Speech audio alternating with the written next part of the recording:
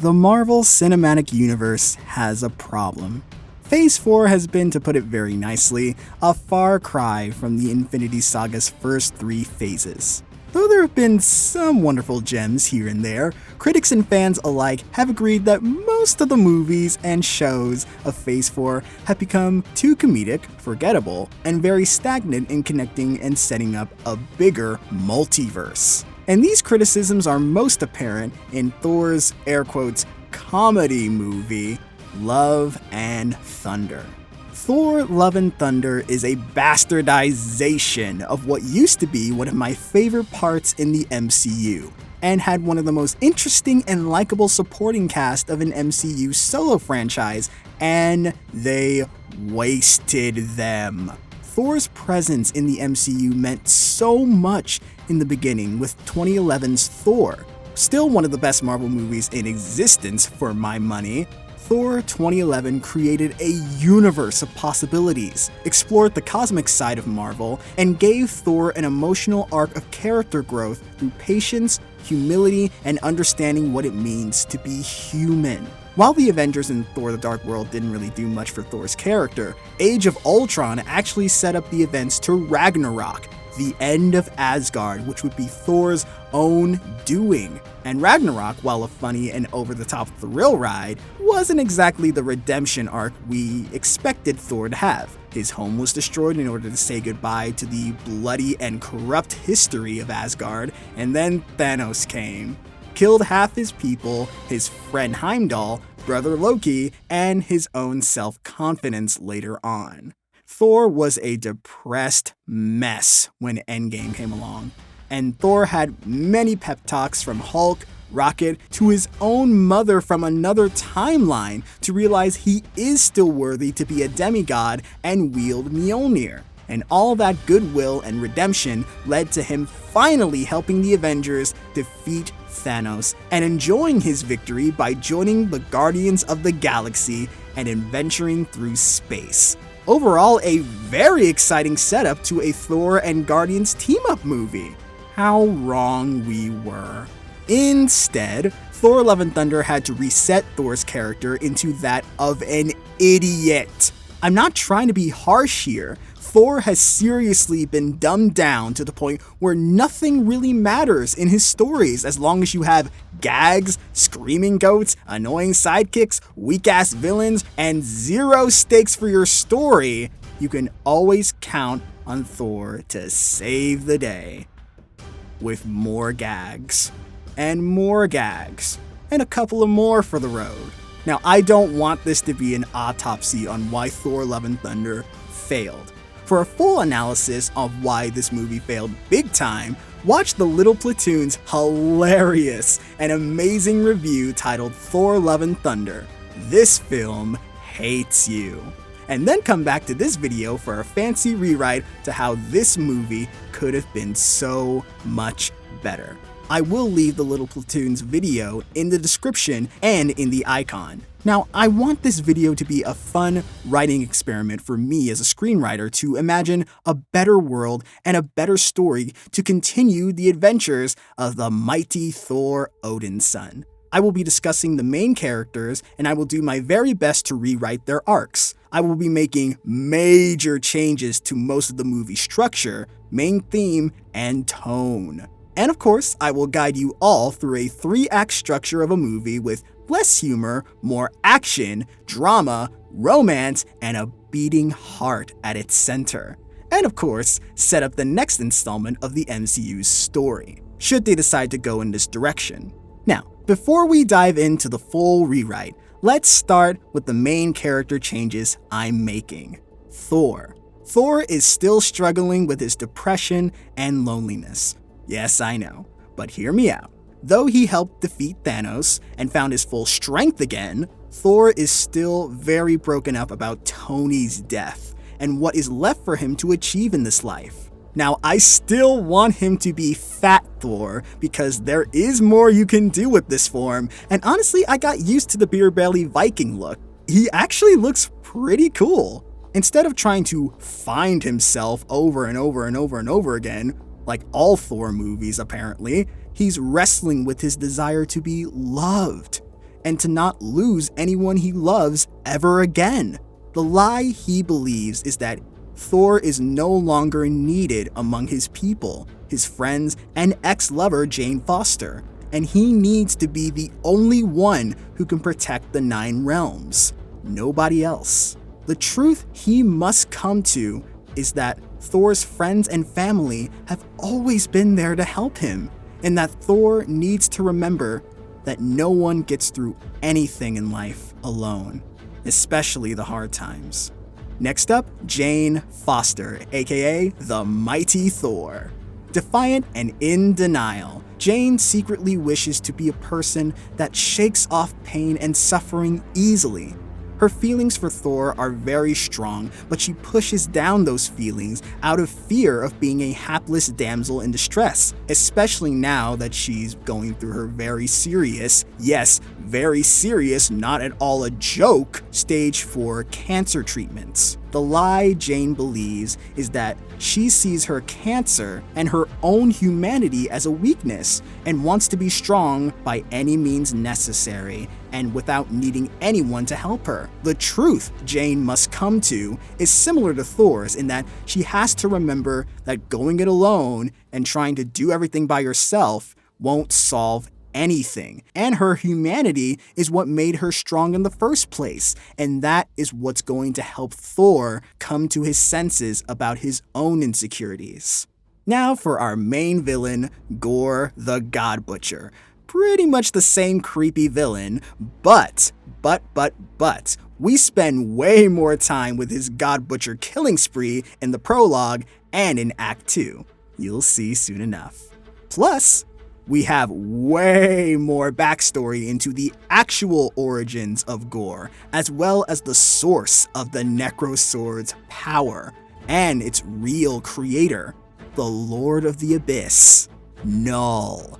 And of course, how Null has everything to do with symbiotes. Yes, like Venom, like Carnage. I think you know where this is going, but all in due time.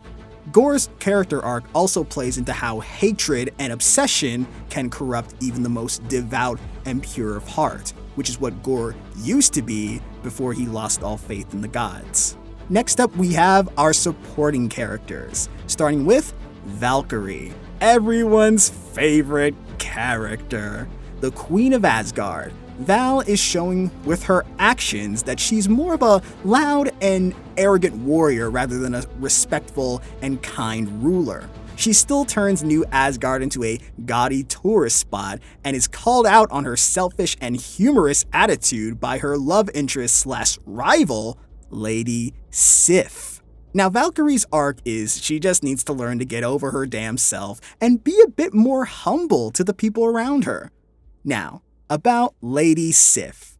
Yes, Lady Sif is a fully active supporting character in this movie rather than a pointless, humorless cameo. You brought this character back after 8 years of nothing. Yes, I know. She was in the Loki show for about 1 episode, but still, no one has actually seen Sif in the movies for 8 years. After missing out on Ragnarok, Infinity War, and Endgame, this is Sif's chance to become a fully fleshed out character again and use her to her full potential without the Warriors 3. Lady Sif in this rewrite comes to blows with the arrogant Valkyrie who is making a mockery of Asgard's culture and calls out her unworthiness to protect New Asgard. Sif's role is to be Thor's faithful ally after leaving him for her own adventures and wishes for the Asgard of old to be restored again. Now, Korg. Look, he was really funny and adorable, but he needs to kindly go away and stop stealing screen time from people who need it. His role has been massively cut in this rewrite. Sorry, Taika, not really though. Anyway, moving on to the Guardians of the Galaxy. Simply put, I'm keeping the Guardians around for the entire movie. While Drax, Rocket, Groot, and Mantis are minor supporting characters without much growth in this rewrite, I want to focus a bit more on Star-Lord and Nebula, and their desire to find the 2014 Gamora, who is still MIA after the battle with Thanos. Nebula, who is still very, very, very pessimistic about finding someone who doesn't want to be found, is confronted by Star-Lord, who, is the positive side, who says, have a little faith. We'll find her. I'll explain more about the Guardians and their Gamora quest later, but they are important characters to this story. You'll see.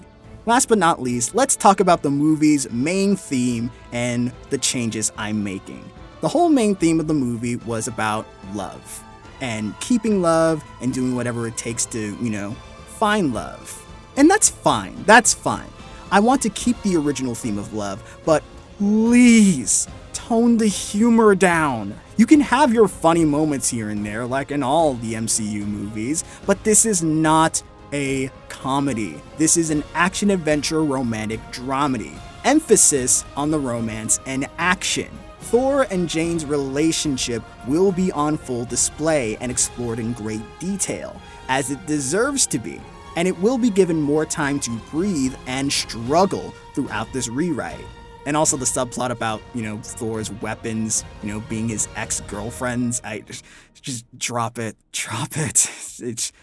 Taika, you're weird. You're weird, okay? So without any further ado, let's begin the rewrite. This is my version of Thor Love and Thunder. Prologue, a death sentence. We begin with Lady Sif joined by fellow Asgardians doing cleanup and community work on an ice planet.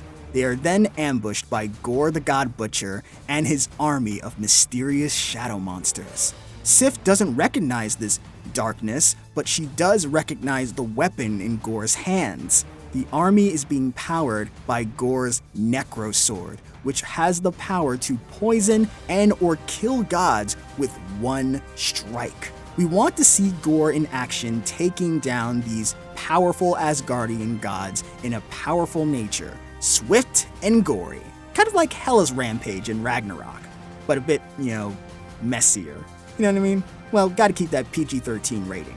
Gorr mows down all of the Asgardians, but Sif is kept alive to send a message. Gorr kneels down to an injured Sif and says, "Shh, don't be afraid, Lady Sif.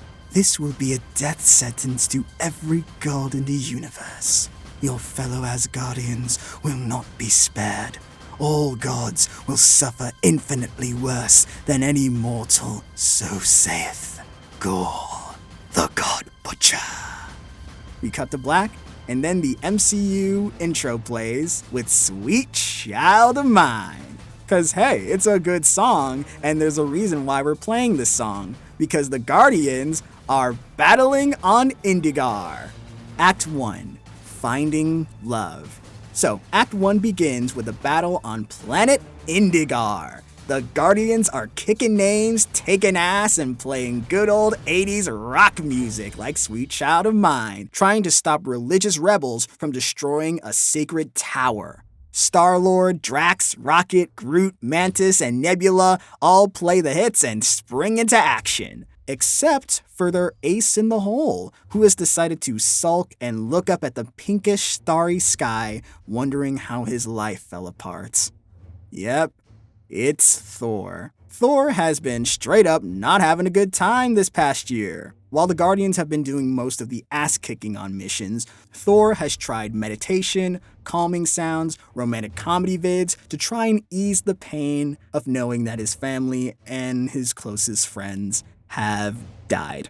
As Thor is wallowing in his sorrows on the battlefield, Rocket says, "Geez, I thought we already pulled him out of this depression phase." When Quill begs him to join in the fight, Thor just groans as he mows down the entire field of enemies with a single thunder strike.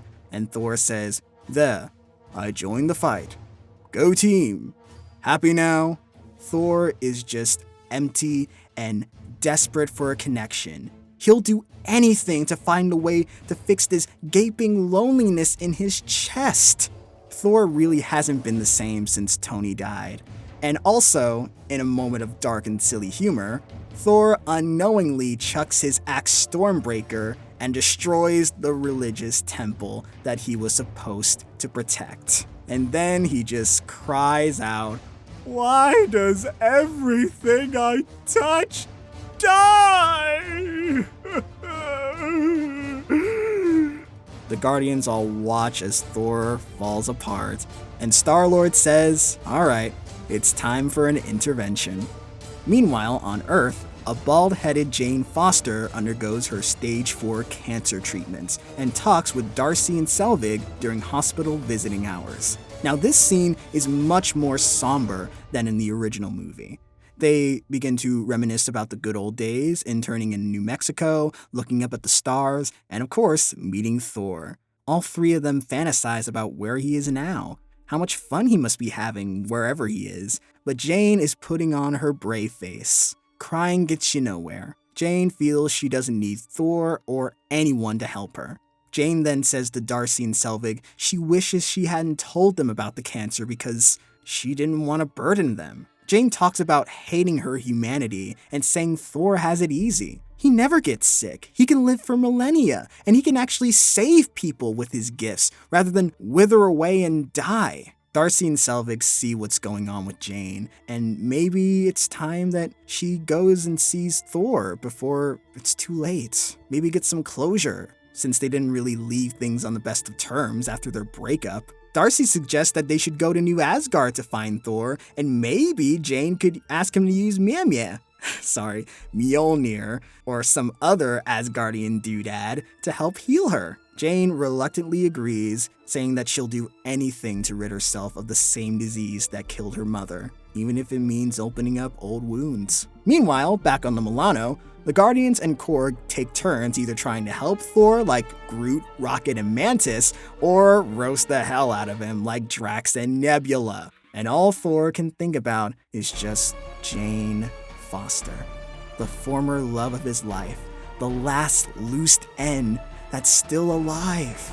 He still remembers everything about her, hitting him with the van, twice, stealing S.H.I.E.L.D. information together, that wonderful night on the rooftop, their first kiss, facing down Malekith and saving the universe together. Thor's mind is made up. He has to find Jane and win her back to just get rid of this emptiness inside of him.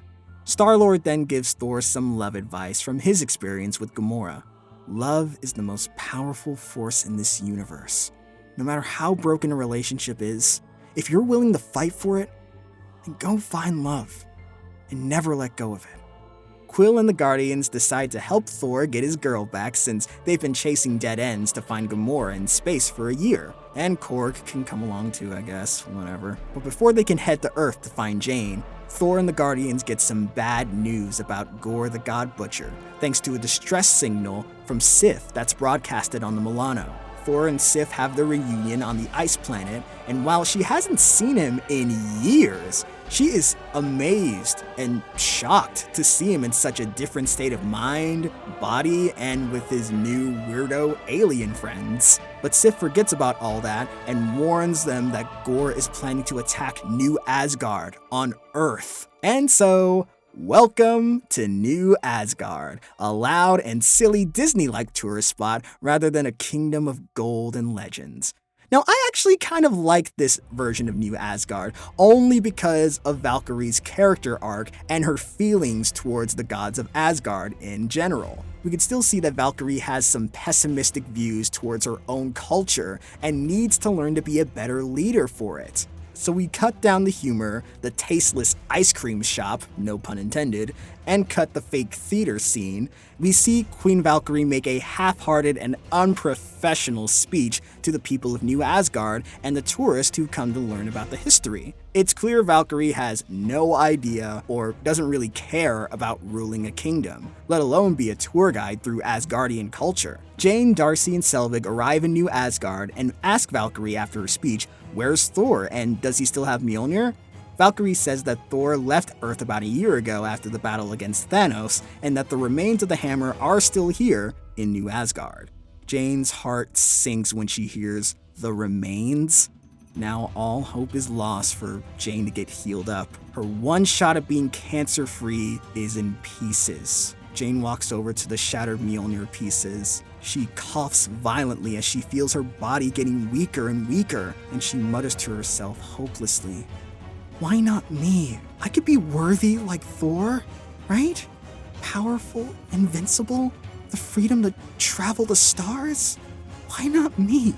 Suddenly, Valkyrie, Darcy, and Selvig watch in awe and confusion as the thunderclouds in the sky start to boom and crackle, and the broken pieces of Mjolnir begin to float into the sky and crackle with the lightning. Jane begins to float in the sky as Asgardian armor replaces her human clothes. Her hair has grown back, with the color changing from brunette to blonde, and Mjolnir begins to reform before her eyes. A flash of lightning blinds the screen. We then cut to later that evening as Thor, Sif, Korg, and the Guardians arrive on Earth and sneak into New Asgard as Gorr begins his attack. This is pretty much the same scene as in the movie. Gorr acts like a boogeyman to the Asgardians as they run in terror from his Necro Beast, and Gorr cuts down several Asgardians with his Necro Sword. Thor, Sif, and the Guardians jump into action and run off the army as best they can, and then Jane jumps into the fight and reveals herself as the mighty Thor. Cue the exact same cute and sad montage of Thor and Jane's relationship. Also added in the cute, adorable montage is Thor proposing to Jane, but instead of proposing with a ring, Thor gets down on one knee and vows to Jane with Mjolnir, holding it, saying, "With this hammer, you shall always be protected and secured by the power of mighty Thor," therefore allowing Jane to one day be bestowed the power of Thor.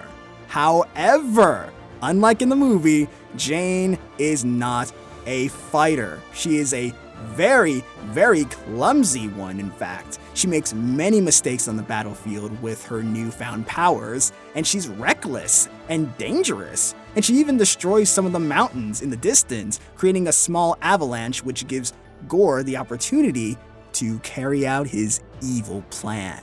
Gorr notices that Thor has made some friends. Isn't that cute? The god has made friends with mortals and aliens, aka the Guardians, and the God Butcher would love to exploit that weakness. As Thor and Jane are very, very surprised to see each other like this, Jane says, "Wow, you look different." Thor just says, "Well, you look like me now." But the two of them break their little awkward moment and chase after Gorr after he takes the Guardians hostage. Gorr declares to Thor, "Say your goodbyes, save your strength, but know you're only delaying the inevitable. In 24 hours, I will come back for you and the Bifrost power. Be prepared to surrender it to me. Try and follow me, and your mortal servants, aka the Guardians, will die, along with your precious Asgardians." Gorr vanishes with the Guardians, leaving Thor and Jane to stare into the sky, horrified at what comes next. In the morning, our heroes work on repairing New Asgard and try to form a plan to save the Guardians and find Gorr. Thor then believes that Gorr might be connected to the sinister elder god of legend, the god of darkness, Null. This is the first time his name is said in the MCU, so this should be a pretty big deal. He was said to be the one who created darkness itself, and has the ability to corrupt anything he touches using his power of the void. Lady Sif adds that the Necro Sword is meant to be an extension of Null, or rather, a dark force that has its own secret agenda. While Sif ponders this with Valkyrie, Thor and Jane struggle to bond because of their fractured relationship. Jane assumes that she got her powers activated thanks to Thor's enchantment/vow to protect her with Mjolnir. As Jane goes on and on about her newfound strength, she accidentally slips up and says she isn't dying anytime soon thanks to this hammer. Oops. Thor is puzzled for a bit, but Jane corrects herself saying, I just have a longer lifespan now that I'm a demigoddess. That's how it works, right? I feel younger, I feel fitter, I think a bit taller too, and I'm blonde for some reason. And I've got this huge ball of energy flowing through my body. Is this how you feel all the time when you have the hammer? Thor can only grit his teeth and say, "So, everything seems to be coming up Jane Foster." Great, that's great. No pain, no grief, nothing wrong with you. Jane can feel Thor's negativity sucking the life out of this conversation, so she lets her guard down and says, "It's really been amazing getting to see you and talk with you for the first time in a while. I really missed you, and I know we ended things badly, but hey, I'm just like you now. You don't have to worry about me anymore. In fact, this could be a whole new beginning for us." Yes, of course, I'd love that. Thor then leads in for a quick kiss, but Jane pushes back immediately, like, "Whoa, as friends, right? It's been 8 years, Thor. It's probably for the best if maybe we get to know each other again. Take it slow. What do you say?" Jane then reaches out for a friendly handshake, and Thor just says, "Yes, of course. Take it slow. I'd like that very much. Thank you, Jane." And Thor awkwardly shakes her hand. And for a moment, Jane feels like she's back in 2011, on that rooftop, looking into his dreamy eyes and his remorseful smile. Jane smiles back at him and they seal their friendship with a hug. For the first time in a while, Thor has a little bit of hope. Thor then walks off to help Korg with the repairs, and then catches up with Darcy and Selvig as well. Jane then rushes away from the crowd and finds a place to hide as she begins to keel over and cough violently, even worse than yesterday. She lets go of Mjolnir, and we see that she is even more sickly than ever before. Jane still has her cancer, and worst of all, Lady Sif notices this. Sif runs over to Jane in her weakened state and she's horrified. She helps Jane to her feet and Jane is confused as to what's going on with her body. Why is her cancer still in her body? And Lady Sif doesn't have an answer, but maybe if they go to Thor, maybe he can help. But Jane stops her right there and begs Sif to keep this between them at all cost. Jane says, "Thor is a wreck at this point, and there's no telling what he'll do if he finds out I'm actually dying." Jane optimistically says, "Maybe all this cancer stuff will go away. Maybe this is just all part of the process. I'll be fine. I'm fine." Sif agrees to keep Jane's condition a secret. Jane then picks up Mjolnir and returns to her mighty Thor form. Also, in a romantic subplot, it's established that Valkyrie and Sif do not like each other. Sif constantly criticizes Valkyrie's decisions as Queen of Asgard. In one scene, Valkyrie is struggling to calm the citizens of New Asgard since they want answers as to who is going to save them from the wrath of Gore, and she gives them a half-hearted answer before delegating all questions over to Korg. Valkyrie can joke that Sif used to be that little girl idolizing the Valkyries and her sisters and even calls her fangirl. Sif then retorts by calling Valkyrie a drunken failure of a warrior who never even belonged on the throne of Asgard. And if Sif was a Valkyrie, maybe Valkyrie's sisters would still be alive. Ouch. But Sif still sees great potential in Valkyrie, if only she weren't such an embarrassment.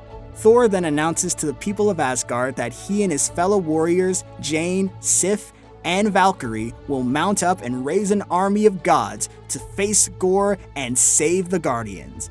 And to do that, they must head to the epicenter, the ultimate paradise of the gods, Omnipotence City.